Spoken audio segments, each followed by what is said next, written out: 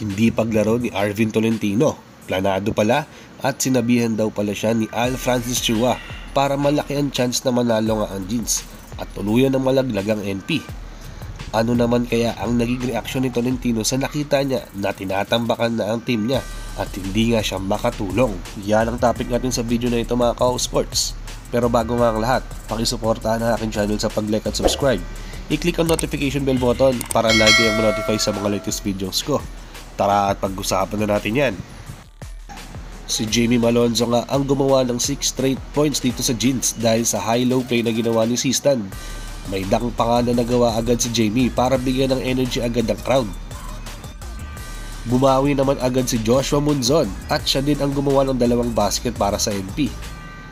Gigil na gigil nga si Venky sa isang possession dahil nung naka-steal nga siya, nilabas niya lahat ng galit niya sa pagdunk niya at gusto niya din manalo ang kanyang team para makapasok nga sa semis. Pinatunayan nga din ng Ginebra kung bakit sila nga ang number 1 pagdating sa assist sa liga dahil sa ganda ng ball movement nila kahit nga naka-zone defense ang NP. Nakaka-execute pa din sila ng play at nakaka-basket dahil halos lahat ng player ay nakakahawak ng bola. So tumaas nga ang percentage nilang maka-score kapag nagagawa nga nila yung play nila ng tama. Natapos ang first quarter na lamang ang Ginebra. Sa second period mga ka-sports, dito na nakaalagwa dahan-dahan ng Ginebra dahil si Maverick Ahamnisi at Tony Bishop ay umi-score na. Madaming basket na nagawa nga si Mav dito sa second quarter dahil sa fast break na ginagawa nila para lumabang. Pansin kasi ng Ginebra na hindi nga agad nakakababa sa depensa ang NP, so tinake advantage nga nila yon para makalabang ng malaking puntos. Nag-collapse din kasi yung offense ng NP dahil yun nga, wala yung number 1 scorer nila na si Arvin Tolentino kung saang nag-average nga siya ng 20 points per game. Ramdam na ramdam ang pagkawala niya sa game na to dahil kung saan kailangan nila ng puntos, hindi nagagawa yun ng NP. Hindi pa naman kilalang scorer nga itong si Venky, import ng NP more on hustle play siya. So need din niya ng isang local player na makatulong sa scoring. Umabot na nga ng 20 puntos ang kalabangan ng Ginebra dito. At parang nawalan na nga rin sila ng gana dahil sobrang alat niya ng Northport pagdating sa opensa. Tapos kabaliktad na naman para sa Ginebra kasi kahit sinong tumira nga na player sa kanilang side, pumapasok ang tira nila at andun nga yung confident nila na tumira dahil alam nila na may kalamangan nga silang malaki. Napatulala na nga lang si Coach Bonitan sa nakikita niya dahil sa isang iglap, biglang naging 20 points na lang ang kalamangan ng Ginebra bago matapos nga ang second quarter. Madami nga talaga ang nagulat sa hindi paglaro ng leading scorer ng NP na si Arvin Tolentino. Bigla na lang kasing hindi nga siya nakasuot ng uniform nitong si Arvin. Kahit sino ay nagulat sa do or die game nila sa quarterfinals. Dahil importanteng laro nga ito para sa kanila. Siya pa naman ang inaasahan ng Northport para magkaroon nga ng magandang laban dito sa Jeans. At alam niya din kasi ang sistema ng Ginebra.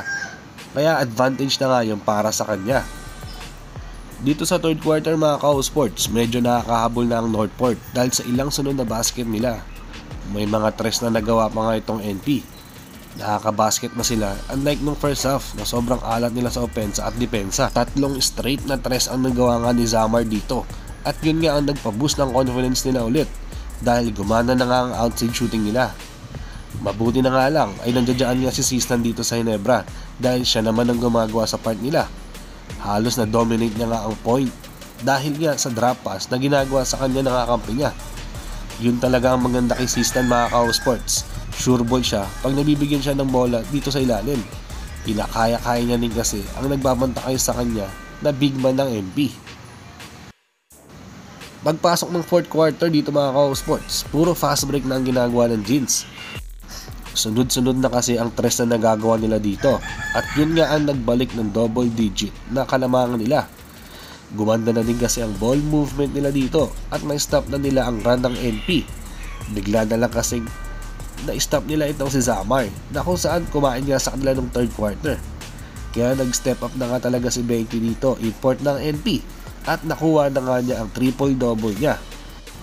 Kaso sadyang nag-init na din outside shooting nga ng Ginebra. Sila Malonzo ay nagko-contribute na nga dito sa last quarter. Medyo malungkot nga ito para sa Northport kasi maganda sana ang standing nila at tinatakbo ng team dahil nga sa leadership ni Arvin. Kaso yun nga, biglang hindi nga siya naglaro sa importanteng game nila dito sa playoffs. Natapos ang laro sa score na 93-106, panalo ang Ginebra. Makakaharap nga nila ang San Miguel Beermen next round, kung saan best of 5 series nga ang mangyayari dito sa semis. Asahan natin na magiging dikdikan ng laban ng dalawang sister company na yan, mga ka-sports, at parehas may gustong i-prove sa boss nila. At baka umabot pa nga ito sa Game 5. Mga bigatin na players ang maghaharap-harap nga dito. Ina-expect nga na sa Wednesday nga ang first game ng laban nila.